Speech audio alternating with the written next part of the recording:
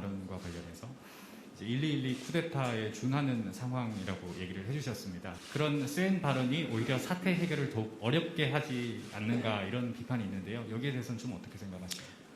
이번 사태는 일반 공무원들의 집단 행동과는 차원이 다릅니다. 왜냐하면 여러분도 잘 알고 계시다시피 경찰은 물리력과 강제력, 심지어 무기도 소지할 수 있습니다. 이러한 역할과 책임을 맡은 분들이 임의적으로, 자의적으로 한 군데 모여서 회의를 진행할 경우에는 대단히 위험합니다. 우리 역사에서 배우지 않았습니까? 하나회가 12.12 쿠데타를 일으킨 것이 바로 이러한 시작에서 비롯된 것입니다. 물론 세월이 많이 지나서 지금 쿠데타라는 것은 상상할 수도 없습니다만 이러한 무장할 수 있는 조직이 상부의 지시에 위반해서 임의적으로 모여서 정부의 시책을 반대하는 것은 대단히 위험합니다. 이번 경찰서장 모임을 주도하거나 지금 이야기가 나오고 있는 경감 이하 직급에 대한 그런 모임을 주도하는 특정 그룹이 있다는 것입니다. 그것을 저희는 굉장히 심각하게 받아들이고 있는 것입니다. 하나회가 바로 그렇게 출발을 했고 12.12와 같은 불행한 사태가 발생한 것이죠.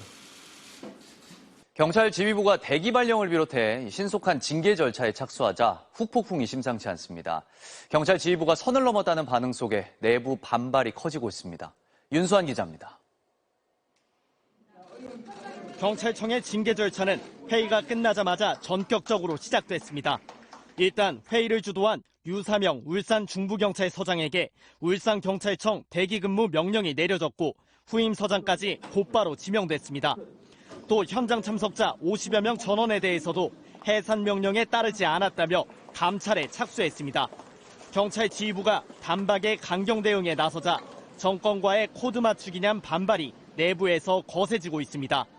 경찰대학에 근무하는 한 총경은 자신도 회의에 참석했다며 경찰국이 되면 위만 쳐다보던 그 옛날 경찰로 돌아갈 게 명백함을 보고 있다고 적었습니다. 별로 관심이 없었는데 이젠 화가 난다는 관망파들의 비판도 줄을 이었습니다. 유사명 총경은 어젯밤 MBC와의 인터뷰에서 불법적인 인사조치에 대한 법적 절차를 진행하겠다면서 경찰국 반대 입장을 거듭 분명히 했습니다.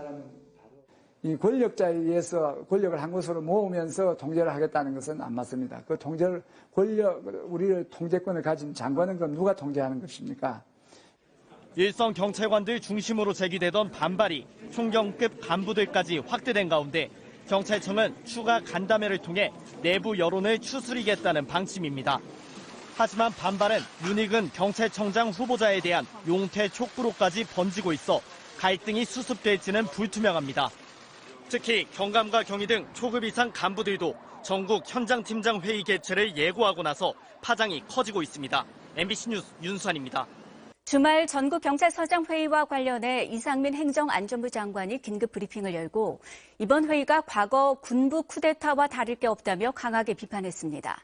윤익은 경찰청장 후보자도 이번 회의 주동자인 류삼영 경찰서장에 대한 징계에 문제가 없다는 입장을 내놨는데요.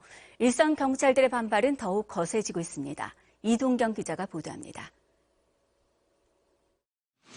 예정에 없던 긴급 브리핑을 자청한 이상민 행정안전부 장관은 시작부터 주말 경찰서장 회의를 강력 비판했습니다.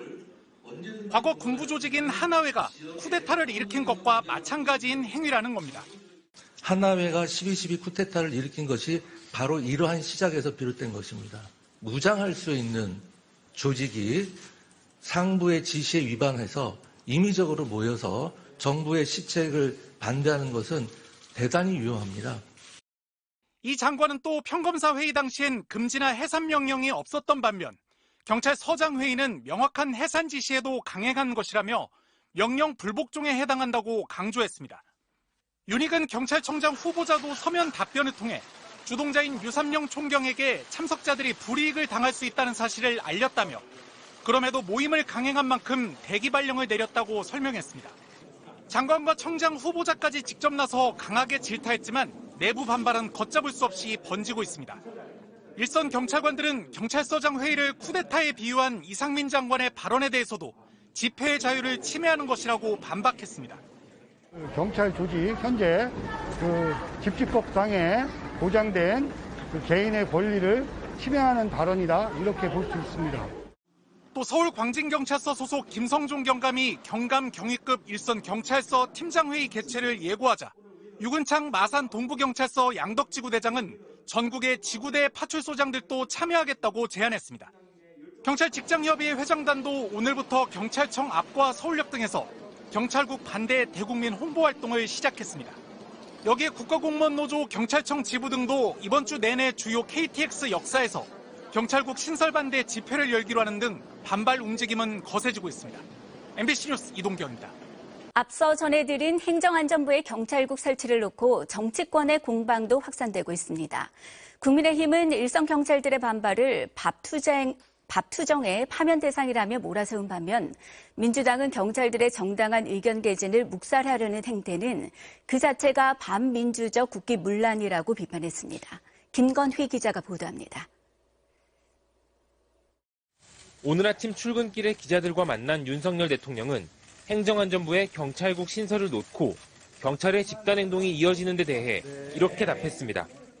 행안부하고 경찰청에서 필요한 조치들을 잘 해나갈 것으로 보고 있습니다. 경찰국 신설을 주도해온 이상민 행정안전부 장관에게 힘을 실은 겁니다.